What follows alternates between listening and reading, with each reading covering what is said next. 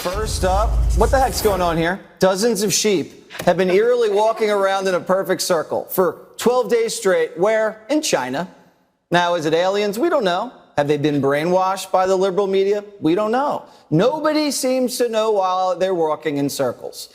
So, Will Kane, what is this? The next pandemic. I mean, this is, absolutely. Look at you. It's China. That's the answer. It's apocalypse. Wow. It's stay away. It's get back, Waters. Get away from whatever's happening on that screen right there. I'm going to cancel my trip to Beijing. Look, here's the thing. The other sheep were standing on the sidelines watching them saying, hey, these guys are crazy. They could either provide an explanation for the increasing number of sightings that we're seeing, or it could reveal some more information about new encounters. The question really is how much of it is going to be declassified. Meanwhile, Mark says he was told his report is going to be included in that review for Congress, and based on other pilots he's been talking to, he is convinced dozens of commercial pilots are going to be coming forward describing the same kind of lights flying in that racetrack-like pattern in the direction of the Big Dipper. The craziest part of his story, he says, is he saw a shooting star during all of this that was coming in that direction too, and he's like, oh my gosh, there's a shooting star happening as well, and then that shooting star joined in the pattern that those other lights were flying, something he's never seen before. Whoa. Dozens of pilots can't be making this up. I know. And again, we weren't studying these, but they were always out there. You know, they were out there when we took off, we'd see them, and then we go to land, they would still be out there. Like every day? Every day.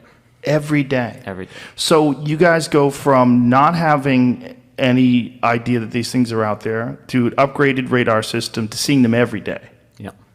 Over the last several months, there's something unexplainable appearing in the night, from the skies over Missouri to above the Pacific Ocean. It's not a satellite, it's not a meteor. All baffling pilots mid-flight. I don't know what the common denominator is, but it's always at the bottom of the Big Dipper. Mark Holsey is a former F-18 fighter pilot. This August, he was piloting a private jet off the coast of Los Angeles when he says he saw as many as 7 mysterious objects appearing to fly thousands of feet above him. This is audio from that night alerting air traffic control. Yeah, I don't know. You're not entering any military airspace or anything. I'm not sure. The clip obtained by Ben Hansen, a researcher who has spoken to dozens of pilots of commercial flights that have recently had similar encounters. So it seems like it might be getting more frequent?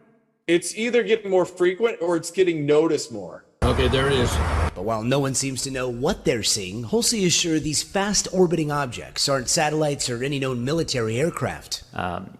There were 2 aircraft from my squadron, VFA-11, and they flew, took off as a flight of 2. That means they're essentially flying in a formation like this. And as they hit the area, one of these objects went right between the aircraft. The lead air crew saw the object. He turned around, flew back, landed, and I was in the ready room when he come back, and he had all his gear on, which typically is not a good thing because you want to get that stuff off as fast as possible. So usually means there's a problem of some nature, and he was just sitting there saying, hey, I was hit one of those damn things. And we all knew what he was referring to, even though we didn't necessarily have a name for it, just because we were seeing these so much. And he described it. He described it just as a black or dark gray cube, and that cube was inside of a clear or translucent sphere. And essentially, the apex or the corners of that cube, best he could tell, were touching that inside of that sphere.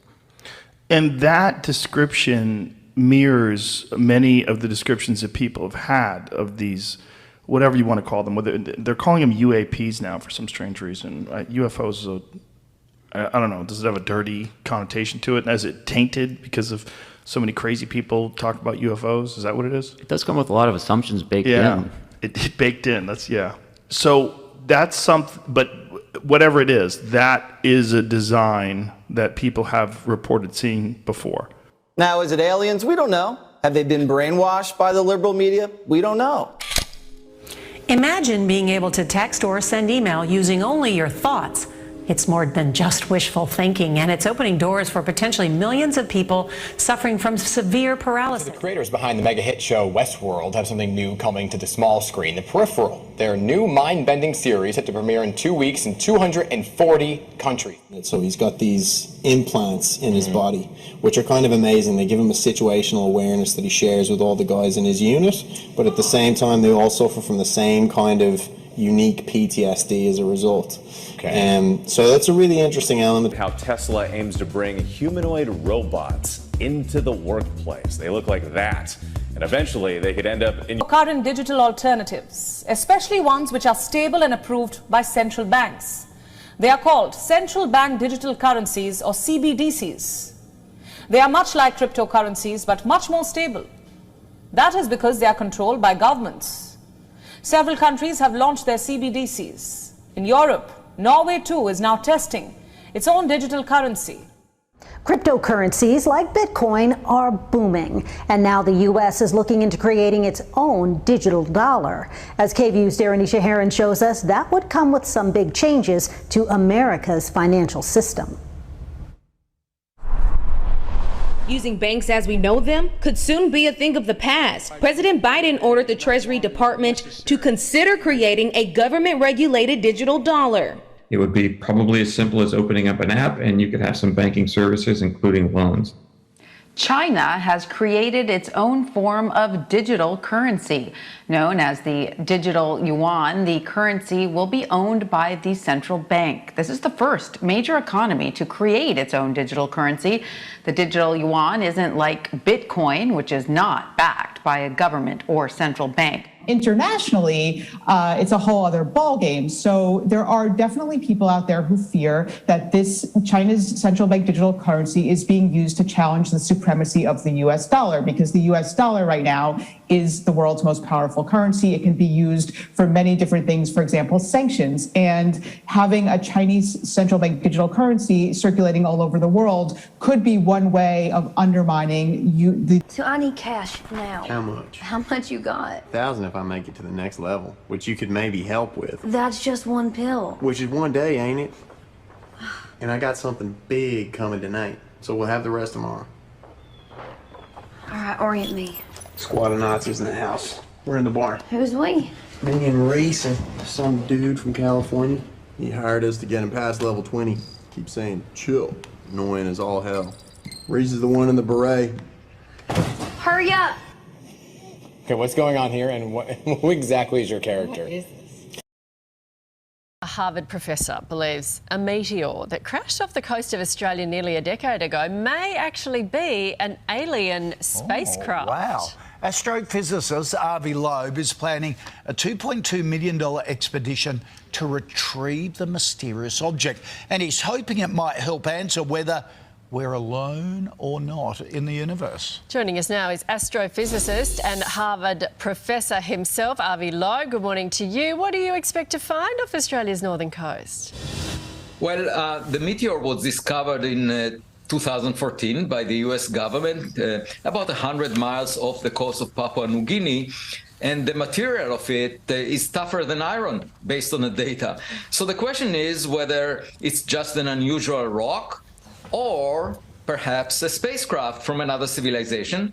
I was able to receive full funding for this expedition to Papua New Guinea, and we will scoop the ocean floor and figure out the composition of the object. I already promised the curator of the Museum of Modern Art in New York City that if we find any gadget, I'll put it on display there. Oh. Hang on, that's Australian property. We might have something to say about that. But at the time, US Space Command reported that it was just a meteor. Were they telling fibs? Because they've only recently come out and been more open about UFOs, haven't they?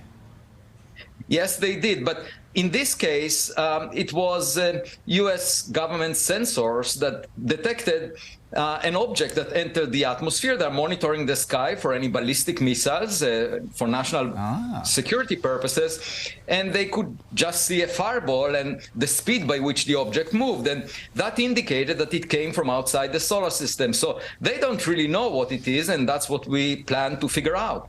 So do you believe aliens exist? Oh, definitely.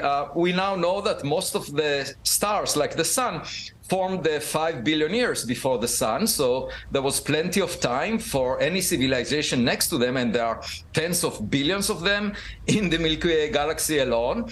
There was plenty of time for them to send probes that would reach us, even if they were propelled by chemical rockets. And out of cosmic modesty, we should assume that we are not the smartest kid in our cosmic neighborhood, and we can learn from them. The only way to find out, this is not a philosophical question, we just need to look up and down as well in the ocean floor. What would an alien look like? Is there any movie you think has got close?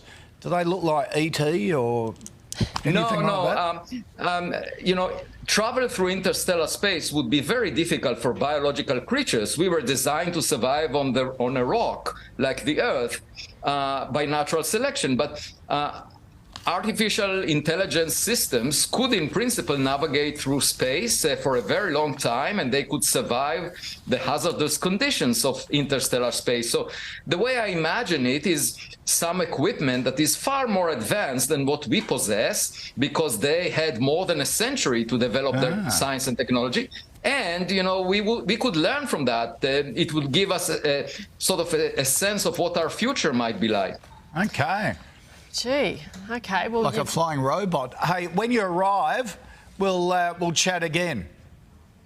As you're out here. I Give will us an be update. delighted to I'll be delighted to let you know what we find. Good. Yeah, Thank you. and show us.